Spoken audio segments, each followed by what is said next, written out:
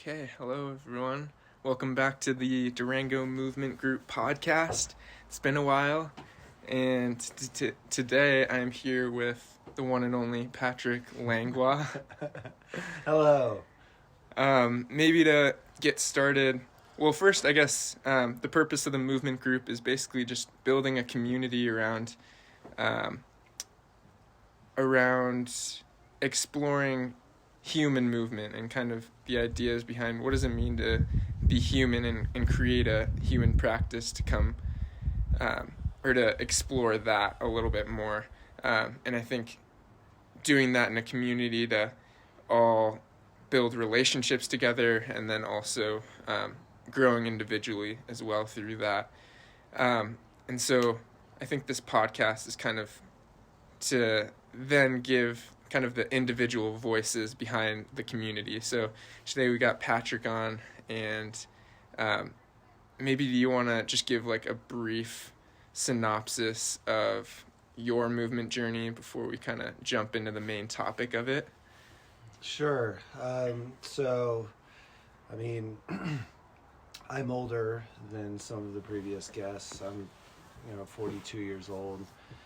And I'd say, my movement practice has really been running, since I was younger. But I think like everybody else or many people, I started just being interested in fitness and working out and that kind of stuff when like middle school, grade school, or middle school, I guess, just with the mindset of wanting to be like jacked and cool and all that.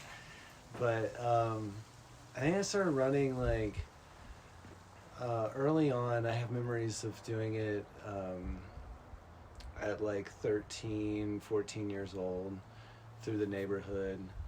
And from there, it was always kind of cardio for me. Like I always thought for a while I thought that the workout was some strength training and some cardio.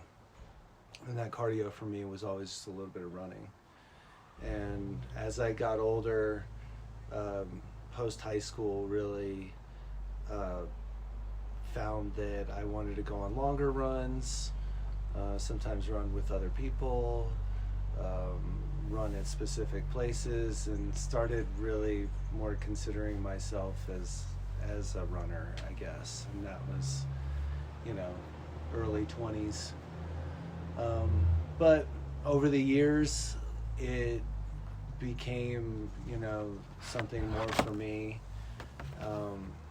more of a focus as I got older. And I would consider it now to be the main passion for me. I do it every day if I can, and I love doing it on the trail. So, we can get into, why I feel that way, but like at this point in my life, I'd say that running is a big part of my life. Mm-hmm. Sweet. Yeah. Yeah. I guess we could get into kind of, maybe we could view it from the perspective we were talking about before of like what were kind of the different phases in your running practice, and maybe like what was your intention behind it, and how has that evolved? It's evolved a lot. Like I said, when I was younger, it was more about, a body image thing, I'd say, and just wanting to work out and be in shape. But I have as we were kind of prepping for this talk, I'm now thinking that I do have some kind of watershed moments where running changed for me. I think I mentioned earlier, like I did go from running more indoors and around the block kind of stuff to actual like adventures, destinations, and things like that. And that was a big moment for me. It was like, okay, I'm actually going somewhere where I want to be running and be in that setting. The other big one for me was getting outside, getting on the trails, I think, and realizing that like that was a whole different kind of vibe than like the treadmill and stuff. But if I had to point to the biggest like shift in running to where it went from something I wasn't thinking as much about to something I was taking more serious, was my battle, I guess, with alcoholism and addiction. When that's a whole other podcast, but I took all that pretty far and had found myself in a place where I needed to question what I was going to do with my life, really moving forward. How I was going to find joy and enjoyment in the day-to-day without alcohol. And the first thing that popped in my head was running. Just the memories of being a kid, running through the woods, building forts, playing, hide and seek or whatever with friends. And that like image in my head when I was in the hospital because of drinking, and that image just brought so much like joy and hope for me that once I got out of the hospital, I hit the ground running, really. I mean, like, that was the first thing I started to do, was to start to run. And that was when running started becoming more of a philosophy, mental health, medication thing. And yeah. So what did that stage, like, in particular, like, you get out of the hospital, you start running, like, what was that phase looking like? Were you, like, on the trails outside, or how were you treating the runs, like, stuff like that? It was almost kind of, you'd be proud, actually. It was almost kind of just playing around, just trying to feel it out. Like, I didn't really know what I wanted to do. I just knew that I wanted to move around, keep myself occupied. I think, as an addict, recovering addict, that's something I've talked about with other addicts, that, like, sitting still, being bored, not having something to keep you occupied. So it was really that. It was like, okay, let me just go to the park and do some pull-ups, or do this and that, walk around. Okay, now I'm gonna start running. It was pretty organic, really. And once I started to run and started to get that feeling of, like, I mean, all the cheesy stuff that people talk about is so true, I think. And we've talked about it many times. The wind in your hair, the sunshine, the stride, the feeling you're getting moving like that was purely therapeutic for me. Yeah, I remember actually, the first day after the hospital and going for that first, like, run, which was really more like a walk run for me back then, because I was pretty weak, and just wanting more, really. And that phase right there was almost kind of, I picture it as like my body had atrophied, my mind had atrophied. I was rebuilding at that point, and it felt really good. And I just wanted more, So, like, you were just going out basically to just get outside, find that feeling that comes with running, and that was pretty much it. Like, you weren't going out and being like, I want to run for this long, or I want to run for this distance, or stuff like that. Not originally at all. Not originally? No. Like, originally it was like, I have to leave the house. I'm now alcohol free. And, like I said, that's a whole nother podcast. But, like, when you are addicted, it's such a huge part of your life. And so it was really searching for a way to find, you know, peace and calmness and happiness outside of partying. So as I'm talking about it, it was kind of like I left the house and felt like I was feeling around in the dark a little bit, but more like getting used to the light from the moon, I guess. Love that. Okay, and then how was it like progressing from there? So from there were a lot of phases. So that was my early 30s, and like I said, I'm now in my early 40s. So that was 10 years ago. Like I said, there was that feeling of like, wow, I didn't know what the solution was, but this is it. This is where I'm feeling good. This is where the mind also was feeling really good too. I felt like clear, and decision making was so much easier when I was running.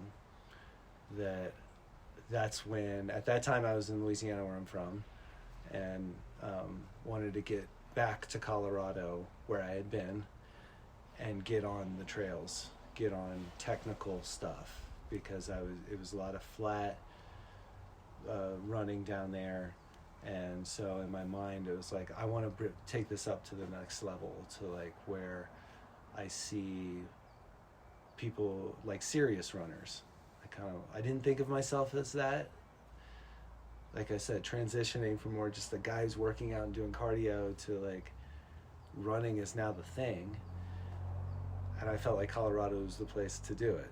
And so got out here and got onto the trails, and quickly realized that like that was a whole nother beast. You know, I feel like it took me just like a month of climbs before I felt like I was enjoying it, back to that, like all that good feeling stuff we just mentioned. And then so at that point in my early 30s, getting to Colorado for the second time as a new person, running daily, running on trails daily, and doing climbs at this point, and doing what I thought was like difficult stuff. I just felt like, I remember that time actually as feeling like Wolverine on the way up and Spider-Man on the way down. Like it just, there was just so much like joy and happiness. And at that point, all I was thinking about was getting comfortable with the climbs, getting comfortable with like the technical, harder stuff, moving from flat to trails. And yeah, was just finding joy in that all the time, save for a few injuries here and there. But, you know, so thinking about the phases though, eventually school started coming into my mind while I was running. And I feel like maybe that seed had been planted too earlier, but that started coming out more and more. And I found my way back to school and and running became something else. As soon as I got back to school, it became this idea of, when I'm not studying, I want to be running, you know. And I originally landed over in Grand Junction at CMU, just some good year-round running over there. And so I got into this mindset of running as being more of a way of life, I guess, for me at that point, where I started trying to problem solve while I was running, trying to think about school, just thinking about the future a lot at that point. And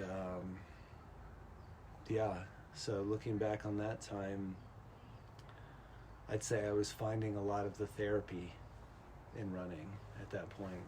And interestingly enough, I couldn't even say how far I was going at that point. Maybe how long I was going, but It was more like an in between the rest of my responsibilities. I want to be running, and that's the way it was for a while. And I was running around ice lakes, not too long after that, summer freshman year, I think, and met another non-traditional student who told me to head over here to Durango, and I did, and ran Horse Gulch for the first time. Like, fell in love with it over here.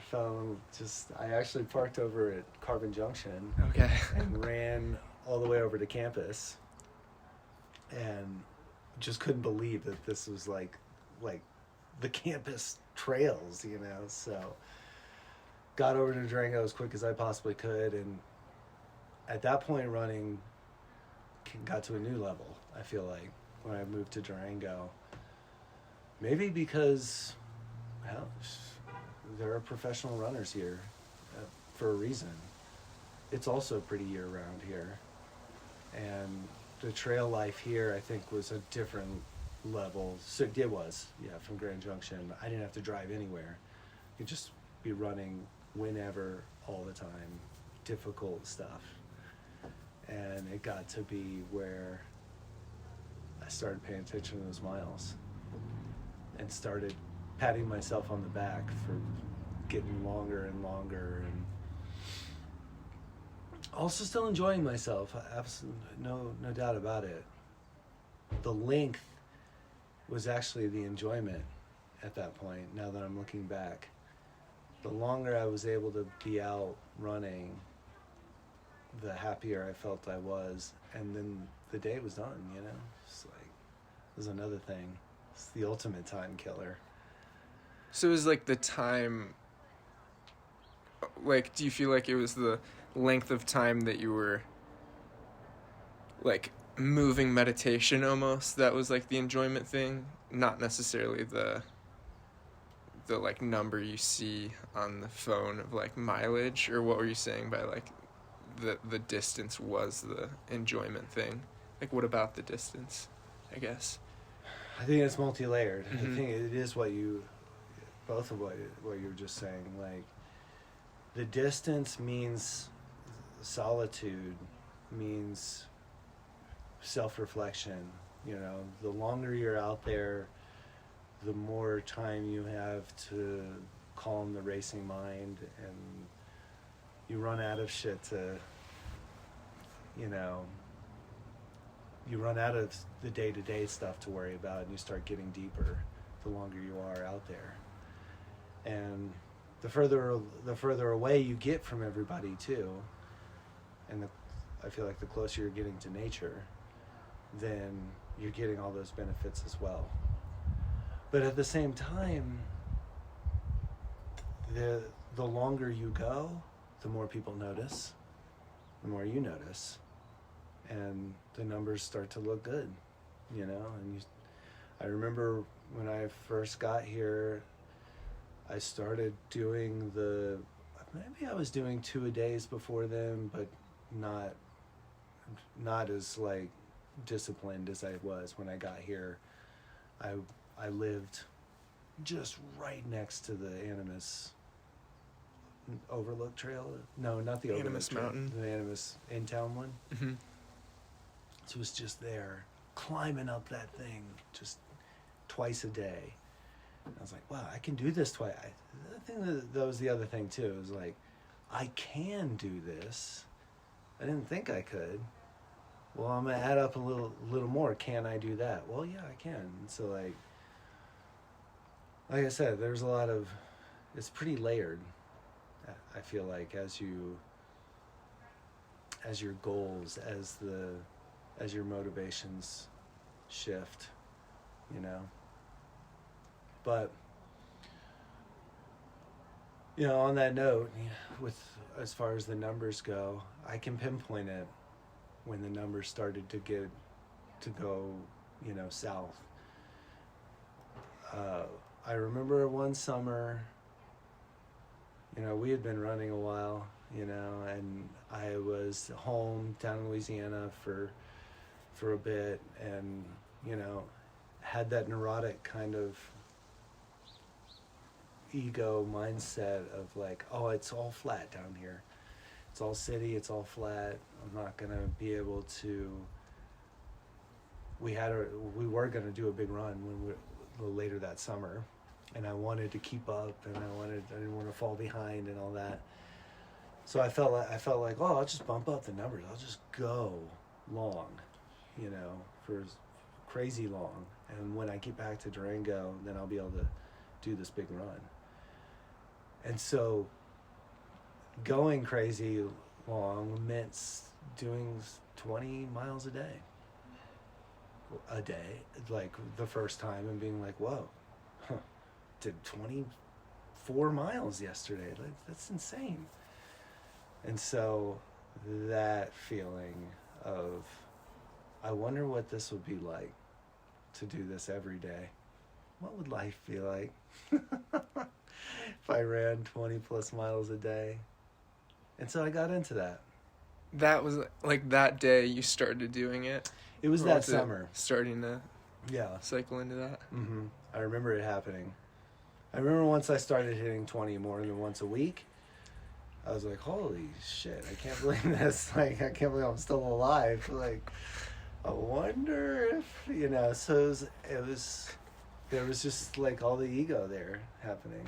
Mm-hmm. And then, and as you know, like, and it's an impressive stat, and I'm still proud of it. Like, I can say I did run 20 miles a day for a year at 40. Which is nuts. It's nuts, dude.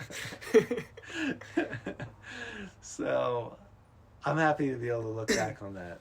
So, like, what do you feel like were the benefits or, like, the beauty of, like, pushing yourself to run 20 miles a day for a year?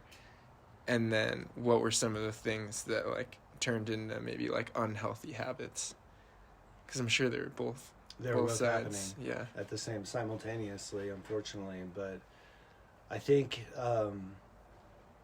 we've talked about this, and I know you've talked about it on your podcast before, where it sucks. It's almost a catch-22 that to get to where it's egoless, you almost have to have the ego to push yourself to the point where you don't give a shit anymore. So the benefit, I think, from pushing myself like that every day was that it forced me into thinking about running on the next level, on who am I if I'm not this guy that everybody thinks is super cool for running all that much. And what is running really to me? Is it just these numbers? I don't think I would have been thinking about those things had I not pushed it to that level. And I think some of the other benefits to pushing yourself, I think, in any way physically, is that, and we've talked about it too, is that, I think we're all trying to burn calories.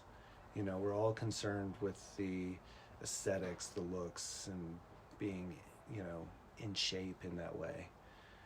But once you really start pushing yourself and taking it to the next level, then you see that the real benefit is that you can do anything that you want within reason, but like, you don't have to say no to anything. And at like 40, early 40s, that's an amazing feeling to be able to do, to have that kind of freedom to physically enjoy anything you want to do. And pushing yourself every day will get you to that point. And there are a lot of other benefits too, just in the moment. The peace of mind, the zen that you can feel, the self-reflection, all of that in the good column. And there's a lot of other things in the bad column too. Identifying with performance that you've talked about, that we've talked about, getting into this space where people are like, oh, you're that guy who runs all the time. I've seen you running, you know, or that's your thing, and that's who you are. And people are introducing me in that way. Like, this guy runs freaking 20 miles a day. Like, it starts to, those parts of it are fleeting. The satisfaction I got from running over 20 miles a day, those first feelings, they're gone. You know, that doesn't mean much. It starts to become a chore to try and hit those marks when you're probably needing a rest or whatever. So it gets all ego driven once you tack performance onto it, I think. And then someone like me, as a recovering addict, I can say to myself, wow, I feel good running. Well, I'll just run all the time and feel good all the time. And that's not how things work. And that's how I approached partying and drinking too. And so eventually that'll catch up with you. And maybe I'm more injured these days than I used to be, but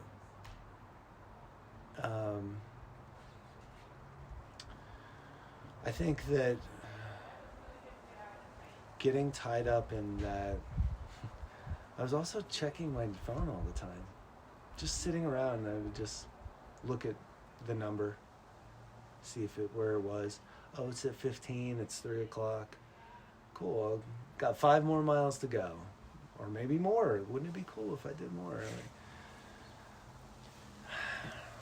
I mean, again, that's almost a whole nother podcast that we can go and talk about how, if I really want to be my best self, if I want to build relationships, if I want a career, if I want to be a homeowner, if I want to be a dog owner, you know, I can't just be a runner. Yeah, as I'm saying that, maybe that's part of the kind of the danger in identifying with your performance is like, if I am a runner, then what else am I? I still want to be a teacher. I want to be a friend. I want to be a brother. So the numbers can get in the way of all that, I think. And then there's also just the practicality of like sustainability, and we want to move, we want to keep moving. I want to keep running. I don't ever want to give it up. So back into a new phase, I feel like this year was tough for me, tough for a lot of us, I feel like. But post-graduation, not having that, also identifying as a student, you know, and grinding in that way, and just being in a transitional phase and having to confront a lot of things that, it's another thing running can do for you too, is it can help you ignore some problems, you know, because it can be a distraction, a good one, but in a way that, you know, I felt like this year life kind of hit me. The real me kind of hit me, and I had to deal with it, and running wasn't the answer, or wasn't. I started to realize that if I'm only relying on running, then I'm eventually going to lose, because I can't run.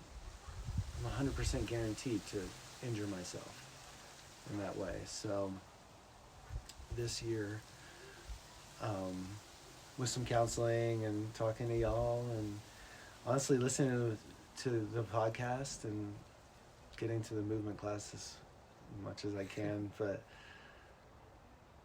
started really taking seriously the idea of trying to find balance in movement and not have it just be about running.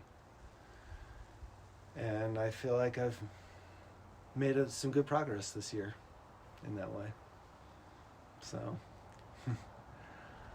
it's pretty long-winded. But Yeah, no, that's super interesting though, and I felt like a lot of things you were talking about was making me think about this idea that Ito talks about, which is, because he's always talking about like the practice, and I recently heard him say, he's like, when I'm talking about practice, like I'm not talking about playing the violin or playing soccer or weightlifting or running. Those are all like practices, but finding the Patrick practice or the Charlie practice of like finding things to work on to develop ourselves, of like what is the practice to learn about ourselves. And I think a lot of the things that people get into, like at the beginning, how you're describing running, sounds like the perfect Patrick practice. It's just like playful, and you're just experimenting and feeling it all out. And it seems like a lot of people's practice like starts that way, and then you become like identified with things. But yeah, I'm interested to hear like what you think your like Patrick practice is like evolving into being now, because like I definitely see you like adapting a lot of things, and like letting go of things that aren't working for you, and bringing in more practices to bring more like joy into your life that you've been talking about. Yeah, no, and I appreciate you seeing those. And dude, I love the idea of like practice, like just that word too, like as opposed to like, you know, I'm a runner, you know, I'm more just like I'm practicing things. And but yeah, the things that I've been finding joy in, for me, unexpectedly, yoga, dancing for me has been like number one, which is funny because that's my mom. My mom loves to dance. She used to make me dance with her. And so having taken an intro to dancing class at the fort, and then just adding a dance party twice a day to my life has been so much fun. And but yeah, okay, no, so we're talking about our practice, what we practice, and I love that idea too, because like even just hanging with friends, playing music, playing cards, cooking, walking, doing things that I would consider a practice, because I have to make an effort to be present in those moments. And I feel myself being myself, but that always requires a little bit of work for me. And so I think my practice is whatever is giving me the opportunity to challenge myself and be myself.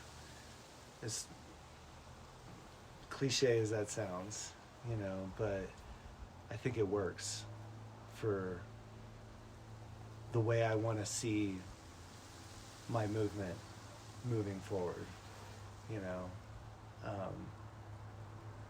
I want to be feeling joy, and I can feel that doing a lot of different things. And I think that was the big moment for me this year, over this summer, really, was I know on paper that there are things that can bring me joy, that I can find joy in hiking, and I don't have to run. But it took me, you know, running my body into the ground a little bit to realize that eventually that there's joy in a lot of things, and that's really what I'm after, and that's what I was after in the beginning, you know. So I don't know if that answers the question though. Oh, definitely. Yeah, like that's the priority right now, is cultivating joy. Yeah. And practices that serve that. Practices that serve that. And on the other side of it, like, my runs now are so full of joy.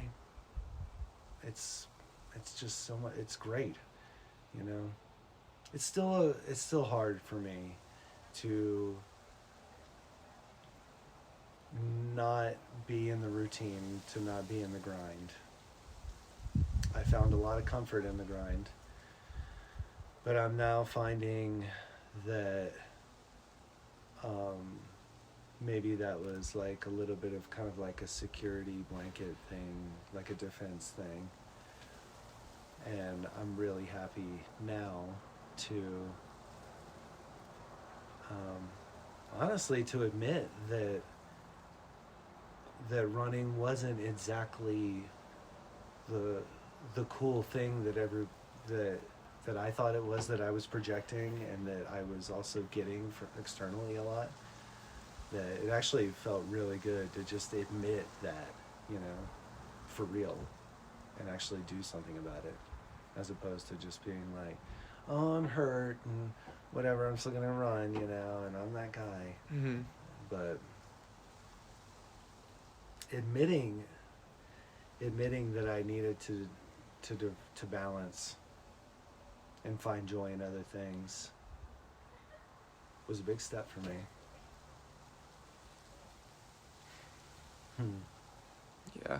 Yeah, no, I feel like it can be a lot when you really start to identify with things. And like, I mean, for you were like really deep into running, like, yeah, for a long time. And like, I mean, my running practice has been like, I'd say it was like 2 to 3 years of like serious running, and I like definitely felt like it was part of me. But to the point where it's like any free time, you're like, okay, that's what I'm gonna do. right. And I feel like it's probably similar to how you're talking about when you stop drinking, of like, now you're trying to figure out how to like spend your time. And like, I don't know if there's any similarities for you with like stepping back from running a little bit, but like all of a sudden having this free time of being like, I'm not gonna run because like maybe it's not like my body is tired in that way, or like I'm not inspired to do it right now, like what else can I do? And feeling into like dance and yoga and meditation and all of that, like yeah, it must have been like interesting trying to like find other practices to Scary, fill really, that space. Yeah. I would say scary.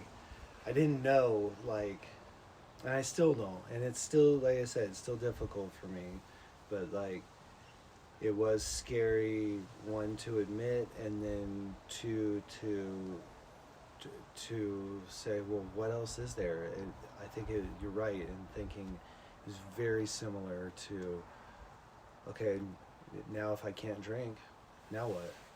I mean, that was so much fun, and everybody loved me when I was drinking. And it was kind of the same with running. It's like, damn, it's so much fun, and everybody loved that I run all the time. What if I'm not that anymore? What if I gotta find something else, and what is that?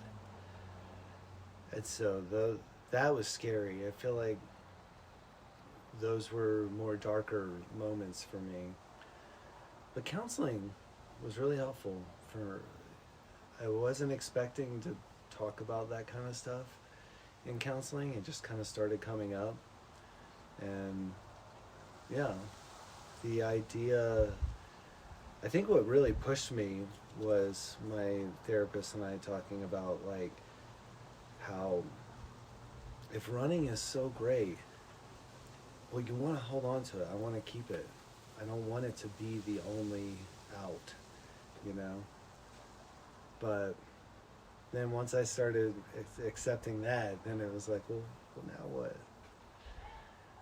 But again, I highly, like, you know, shout out to counseling for that, because she was right there to be able to say, well, hell, here, try this, try that, try this, until something stuck for me. At first it was more like she had suggested guided meditations, which I started doing, which I didn't expect that I would enjoy, and did. And then, yeah, the app that I was using to do that had yoga classes, and I started jumping into that. Also did not expect to find just pure joy in that. And then some of those yoga classes were dance classes, and that's funny. I do think the universe kind of gives you that stuff. If you let it, you just kind of like, if you're ready to be like, all right, what's the next thing for me? Mm-hmm. And yeah, I now, like I was telling you this morning, I think my 2 dance parties in the morning and night are probably my favorite times of the day. Besides my runs too, but I very much look forward to dancing. I never saw that coming.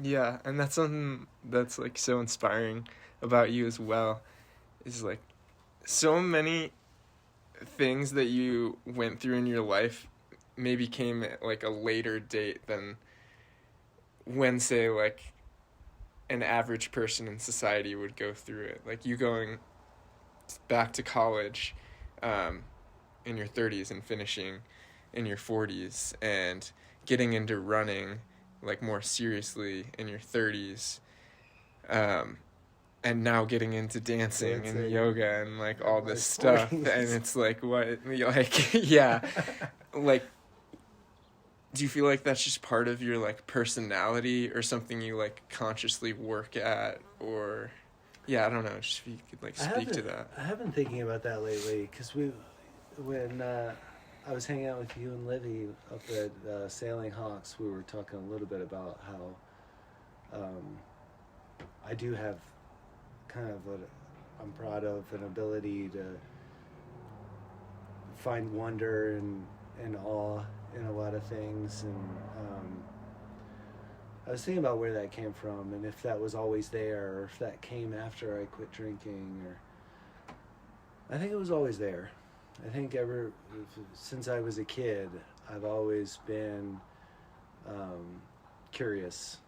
I think that's where that kind of late bloomer stuff is rooted in, is just a curiosity. And I'd have to shout out my parents for that.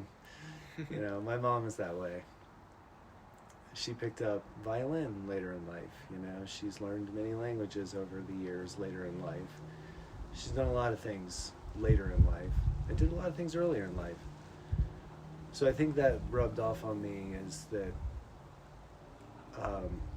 in my mind, there's no real timeline for certain things like that. Like, there's no reason why I wouldn't start dancing now. And maybe take that serious at some point. Wow, how crazy would that be? Couple years, see you performing. Yeah. Oh my God! Wow, I can see it. But yeah, I'd say if you know, that's a superpower for me that I have to give my parents credit for, is that ever since I was a kid, loved getting outside, loved adventuring, loved, you know, to a certain extent, you know, I'm scared of a lot of things, but I've always been down to try new things and jump into it as well, if I take to it. But also, as far as the timeline things goes, that's also has to, I think, to do with my addiction, and how that was an arrested development in my life.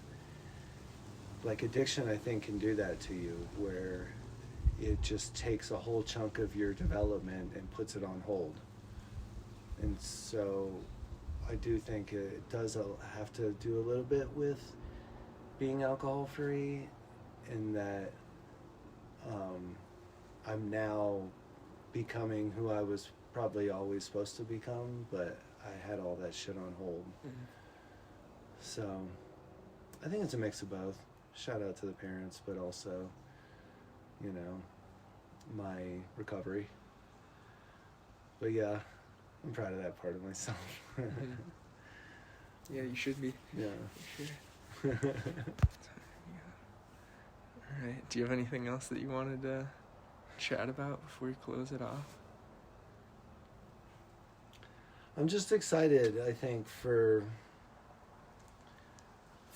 myself and a lot of the people I know who are part of the movement community here. I'm excited for you and what you're doing with building community around the joy of movement. And I really think that that's making a difference. It's made a difference for me. So I'm stoked to be a part of that community. And I feel like it's great to not feel like I'm alone in a lot of the thoughts I have around movement and practice. So I just see a really bright future for this movement in particular, and I'm honored to get to chat with you about it a little bit. Heck yeah. Thanks, Patrick. Yeah, I'm honored too. Thanks for sharing your story. Right on. All right. Peace out, everyone. Until Peace. next time.